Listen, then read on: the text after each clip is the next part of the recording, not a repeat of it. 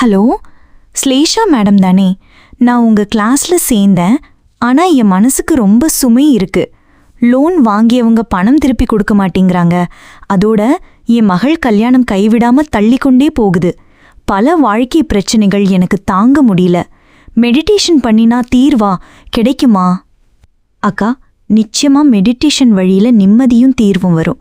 ஆனா எனக்கு பக்கத்துல இன்னும் பெரிய அனுபவம் உள்ளவர் இருக்கார். என் அப்பா 30 வருடத்துக்கு மேல மெடிடேஷன் பாதையில் வாழ்றவர். உங்க பிரச்சனைக்கு எக்ஸாக்ட் சொல்யூஷன் அவர் தான் சொல்ல முடியும். நான் உங்களை அவரோட கனெக்ட் பண்றேன்.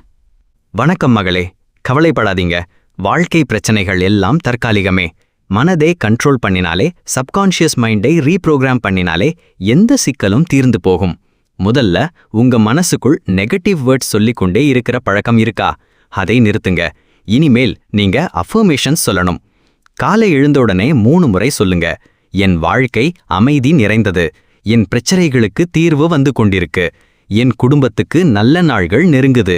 இது போல பாசிட்டிவ் அஃபர்மேஷன் சொல்லினா உங்க சப்கான்ஷியஸ் மைண்ட் கிராஜுவலா சேஞ்ச் ஆகும். சார், நான் இதுவரைக்கும் என் பிரச்சனையையே நினச்சிக்கிட்டு இருந்தேன்.